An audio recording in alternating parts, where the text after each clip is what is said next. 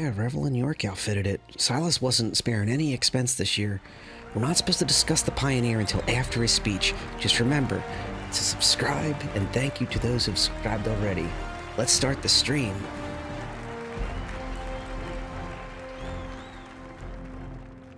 Stars. They've become such a familiar backdrop of our day-to-day life that it's easy to forget what they mean. That one. That little dot right there. That's Bremen.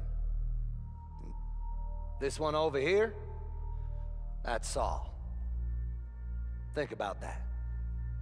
Just a handful of these dots represents the breadth of human expansion. Another handful, and you've got Banner, Jean, even Vandul systems. That's everything we've ever known. Every piece of art, every life, ever, right there. In two handfuls of dots. Now that means there's so much more to find. Behind every one of those points of light is a story waiting to be discovered. Now in our distant past, it was the province of governments to explore and understand space.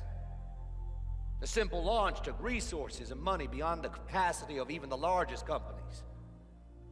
But then RSI introduced the Zeus, and suddenly regular people were able to explore our solar system, allowing an unprecedented amount of knowledge to be discovered.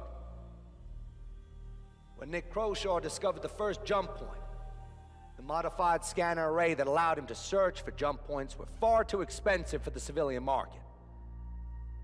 But once that technology was refined and open to the public, what happened? That's right, an era of expansion that led us from this to this. And that's how it's always been. If you look at all the great eras of human history, whenever innovation has put technology in the hands of the people, it has heralded sweeping discoveries. Because power in the hands of many will always exceed the power of few. So while we can now discover new jump points and systems, there's still one hurdle that remains. That's what to do once you discover a new planet. Because right now, only the largest corporations can terraform and establish settlements. What do you do when you get there? Up until now, it's been the province of governments and corporations to pave the way for sustained habitation. The power has been in the hands of the few. What if I offered you the ability to build your own settlement? To bring civilization to the most untamed of frontiers? A colony ship in the truest sense of the word. And I'm not talking about just transporting people, no. I'm talking about an all-in-one solution designed to build modular structures based on your needs. Capable of building a farm or a habitat, a trading post or a mining operation. I mean, that'd be crazy, right? Allow me to introduce the Pioneer.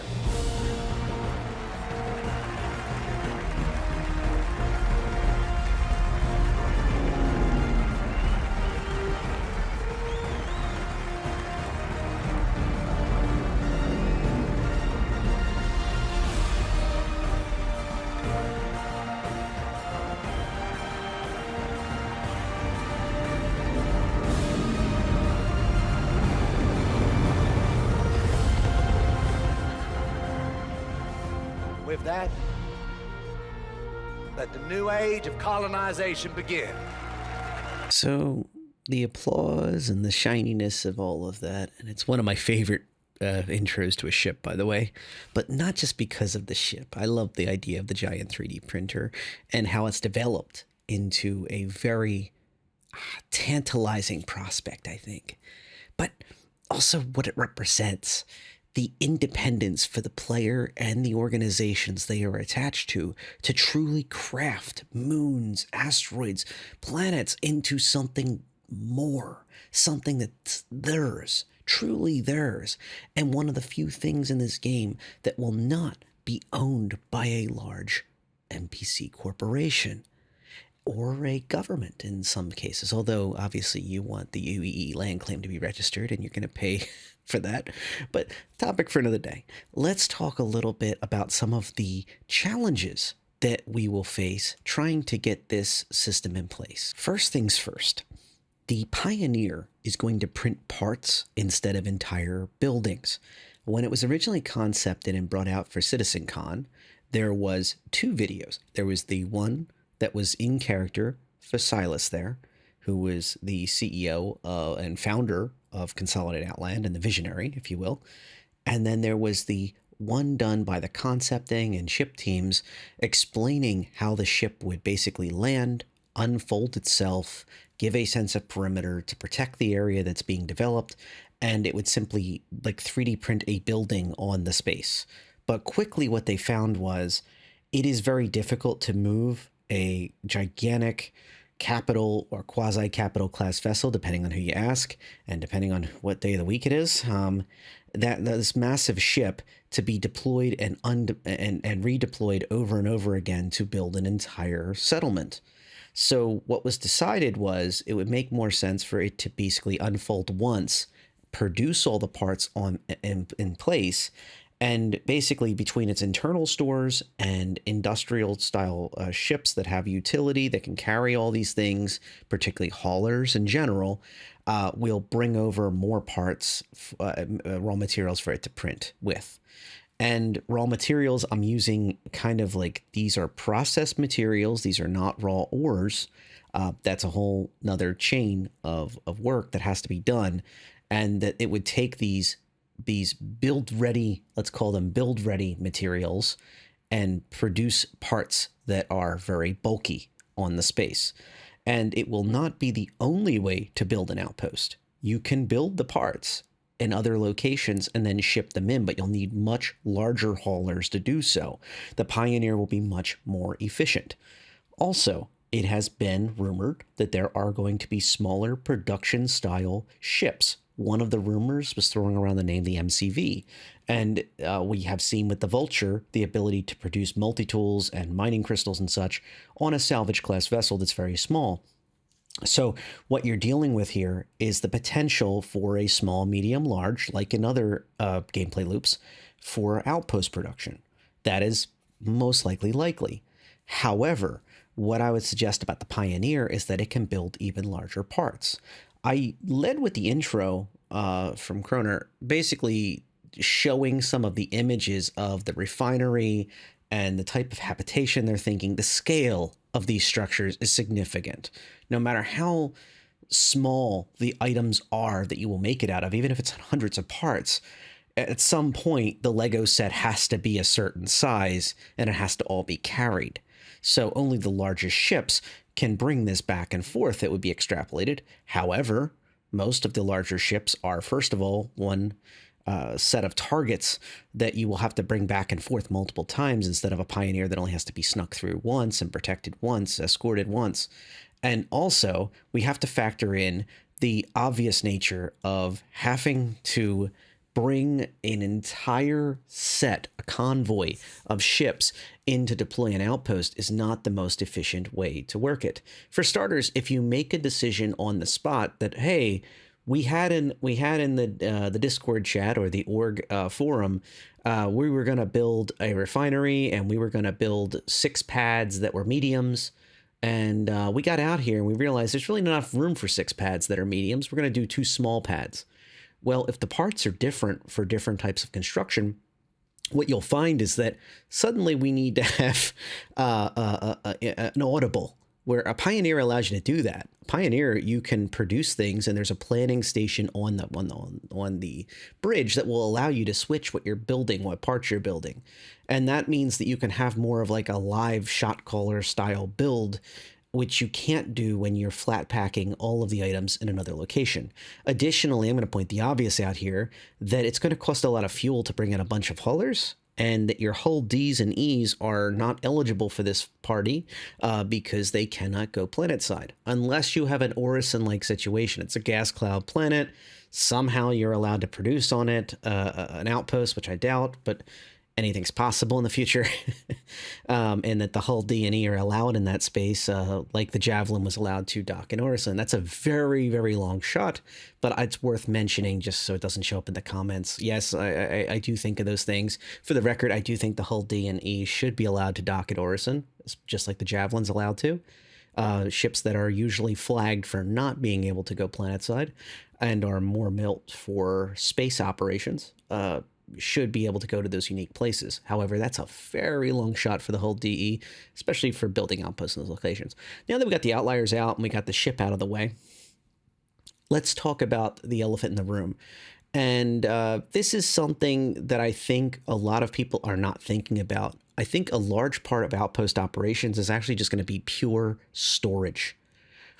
We are going to need an incredible amount of storage space for food, water, oxygen, or parts to produce oxygen in the future, depending on where you're living. Not all places have proper breathable air, or they have toxins in the air that will have to be filtered out. In my mind, you have food, water, life support if necessary.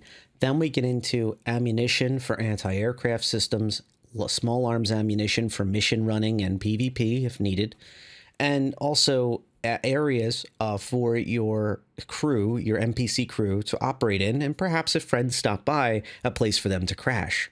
Remember in the future that there will need to be bunks with storage space for each a crew member and also player that you have in the area. If someone logs off, there needs to be enough space for them to kind of put their armor, pseudo armor away, go to sleep, stow their rifle, that kind of stuff. And that all takes space. Space is going to be a premium, especially space that is heated or air conditioned, depending on the extremes of the temperature climate, and life supported if necessary, depending on where you live. Also, that space has to be protected from wandering A1 and A2 bombers. This is something that I think a lot of us have thought about, and it's something that I've certainly been constantly thinking, where are we going to go? I wanted to give a shout out to Orphicon about talking about how air-to-ground weapons really don't make sense right now. They pointed out that the bombs and bombing mechanic is a simplified placeholder, they feel. And basically, they don't want spacecraft to dominate ground. And my response back to that was very, very straightforward. I think that the master modes will slow down ships. I think that they will need to balance it because bombers still need to be able to bomb, but there should be counters to each other. So the more dense the defenses, the harder it is for a bomber to just swing in and just take out an entire area. And also on the flip side of that, if it's lightly defended, a bomber will basically punish someone for not preparing for such a thing. Well, that means that we need to have crew quarters at the outpost, treated almost like a ship, like ship gunners, so to speak. So something shows up on scan like an A1 or an A2, and the crew is designed to automatically drop their tasks they're working on. They might be working in a refinery or working in a mess that's making food or processing crops or whatever it may be, or restocking the market, and immediately jump onto ballista that are parked there, and turreted weapon systems that are designed to basically act as an automated defense. No, they're not as good as players, but at least it's something so a random A1 cannot just swing by and take out half the base. By doing a couple passes and coming back and reloading and then doing it again, and just basically harassing random outposts in that area. I think also that reputation will matter. People can't just shoot on sight. A crew shouldn't just shoot on sight either. But I think people that have a bad crime stat and are basically have a reputation for attacking outposts and such will likely be set by those outposts in that area. And this brings it into, I'm trying to rein this in, this free-form discussion I'm having fun with, and I had a lot of fun coming up with this list and putting together my first ever digital whiteboard. That's literally my writing. So let me know what you think of that. But passive security systems are going to be necessary, and that falls into turrets, that falls into shields being fired up that are diverted from production, that are diverted from like an intensive energy refinery, and also other things. But back to the full picture here. The basically the outpost needs to be able to sustain itself from falling apart. It needs to be able to sustain itself from being taken out by player bombers and NPCs to a certain extent, and be able to reject at least some small arms fire PvP combat that's happening, at least assist you with that process. If a group of players is attacking, they should be able to at least help you a little bit, and basically act as a force multiplier in this concept of a single outpost. You are the pioneer in that area, using the word as if you were the first outpost in that area, not as in the ship itself that came and helped you build it. And the other thing to think about is vehicle storage, services for vehicles, and also services and storage for ships. I think that those are very critical in this circumstance, because you are going to want to have these things not be falling apart, have an advantage. Why bother building an outpost unless you have some intrinsic advantages, especially in places without life support? Being able to land and basically you have to provide all these resources, but you gain an advantage of being able to fix up your ships, load up your vehicles, and unload cargo in atmo and breathable air inside a structure that's not hot or cold outside, and be able to move quickly and defended, like relatively defended, so a random person with a sniper rifle can't hold you down.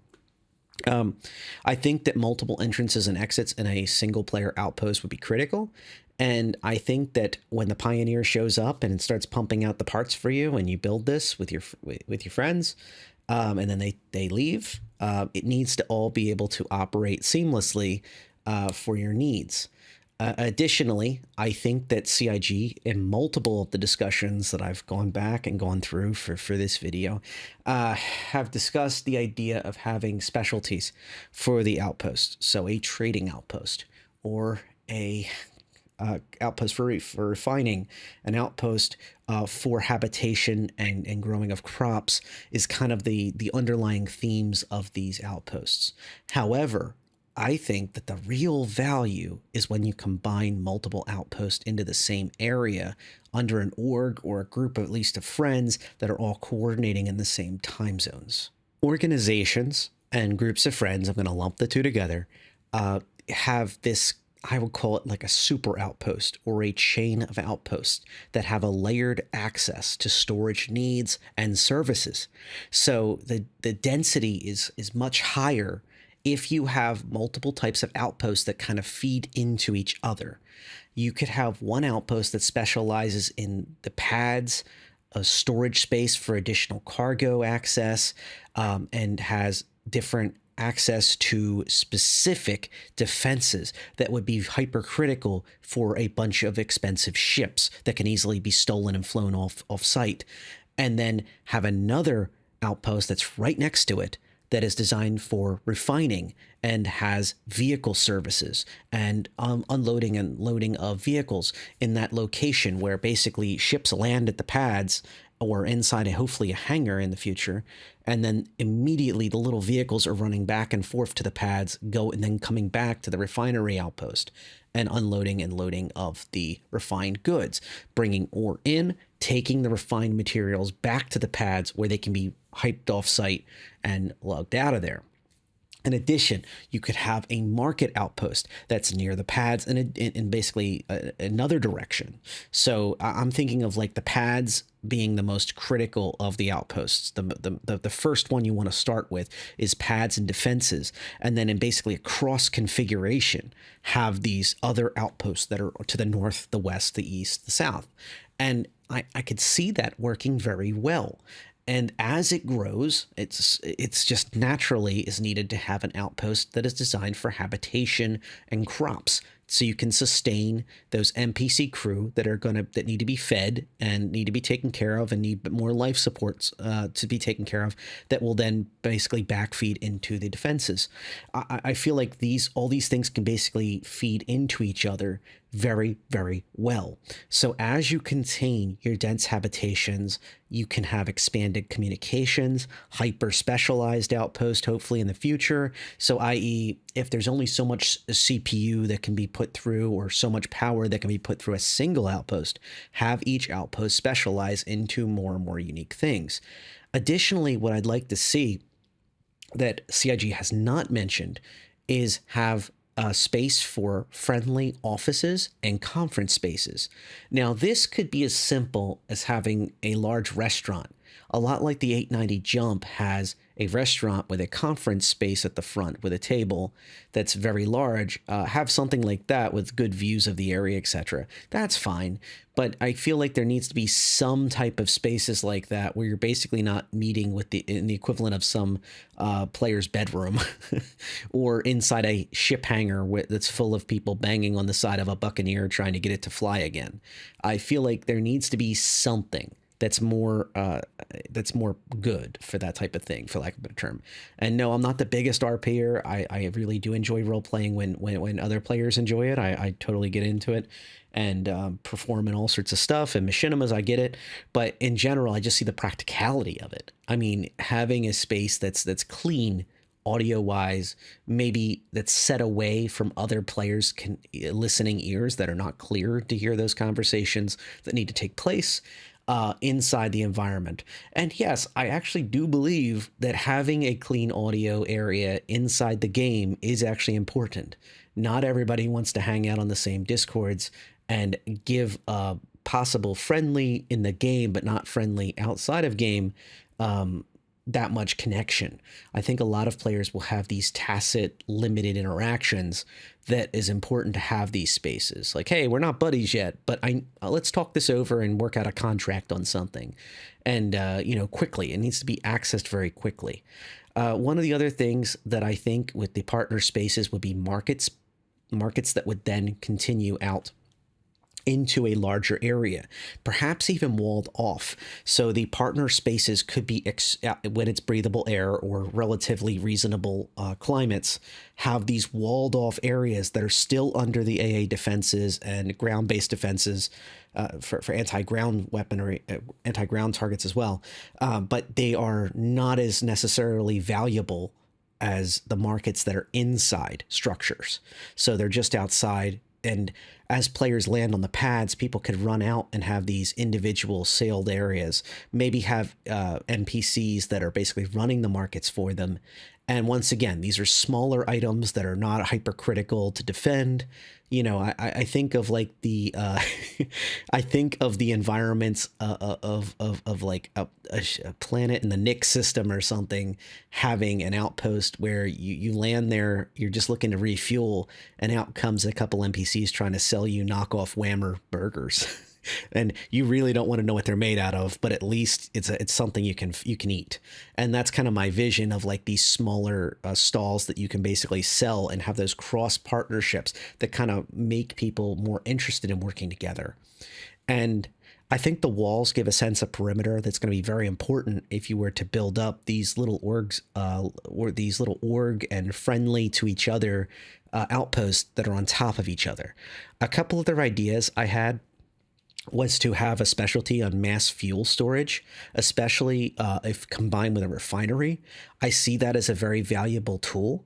And on the offensive for organizations, I see staging / beachheads into other locations being important in the future. So if you're a person non grata at this outpost that's around the other side of the moon, having this staging area that is put on the other side of the moon that's just for your buddies to land at that location, fuel up for the final attack on that other outpost.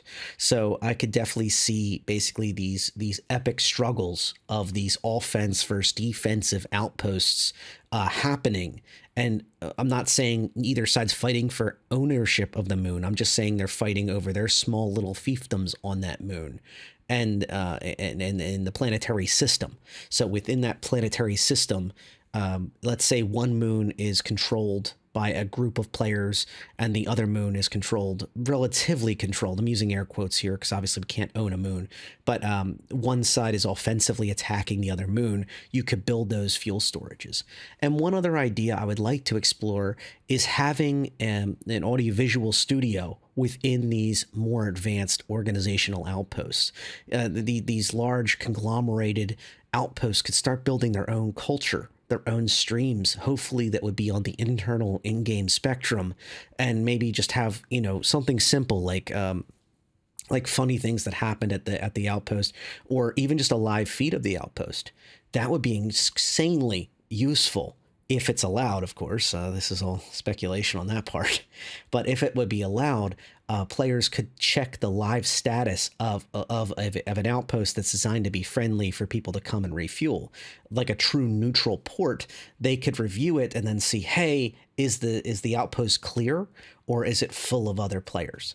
And, is there pads available for me to refuel? Or, hey, is the repair bin really, really backed up?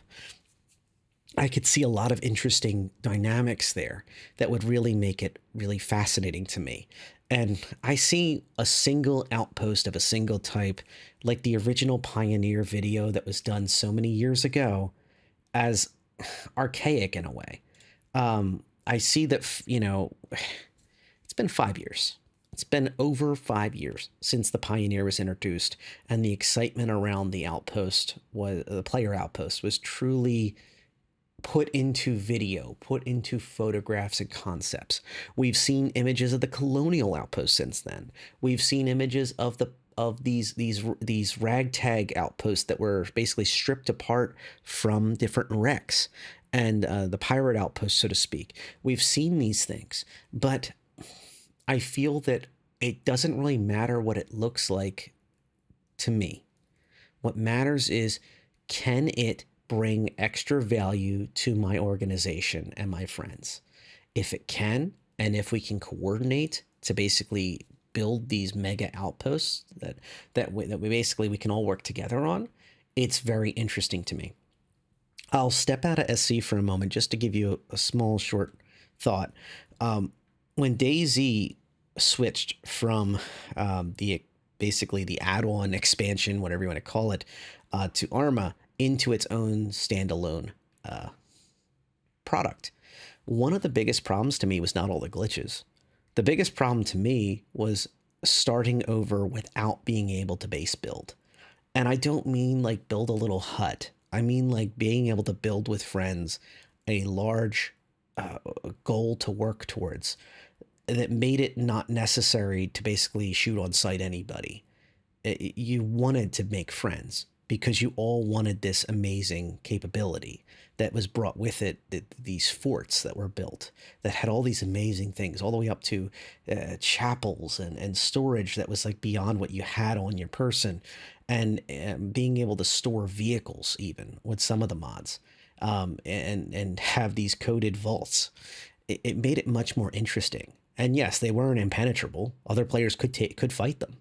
And to made it much more interesting because there was skin in the game. If you failed a attack on one of these forts, players were going to return the favor and come visit your fort. So it made it much more tactical, and the decisions made by players were consequential. Whereas in the standalone, when I played it for quite a few hours, trying to really get the vibe of it, despite all the glitches, despite all the problems, despite falling through barns and not able to activate ovens, if I remember right, like the little propane oven stove things, and having all these difficult things, what really crushed my dreams of playing and enjoying it were the lack of any reason whatsoever to be friends with anybody. Sure, I tried anyway. And that didn't work out too well sometimes, and sometimes it worked out great. But I think that we get one shot at this. And I think the smartest thing for CIG to do as we get closer and closer to proper object streaming and PES and all the other fun stuff that we're just seeing the steps in on 3.18, building the groundwork for, is that when outposts finally do come in a later patch, what I'd love to see is that here is the basics. Here is how it's going. But here is the vision we have, and here's why it's worth it working with other people on these outposts. It's worth it to build something, either one big one or building next to each other. Being able to take your geotac beacons and be able to place them next to each other. And while I'm at it, one of the other things that CIG could do to write a few folks that are have very valid concerns would be to have those geotac beacons be bought in game for reasonable amounts of UEC, because that is actually one thing from our past that we could fix. So I hope you enjoyed this freeform video. This is actually a proof of concept for me. I spent a lot of hours kind of going over this, and I tell you what, this is something brand new for me. I'm trying to show I have had many requests in the past for whiteboard discussions of what's on my whiteboard, how's my thoughts go, my workflow, in different ways, but sometimes directly asking about the whiteboard, sometimes not. But I hope you appreciated this. I hope you saw that. The only downside to this system is that you don't get to actually see all the little bits of the eraser because it's digital. I just like turn it around and just erase it. So it's not 100% legit. So you don't get to see all the little hints of me agonizing over these. But I'd like to think it does translate decent bit to the video. And as always, thank you again for sticking around to my long-term subscribers. I do this as much for you as I do it for me. Fly safe.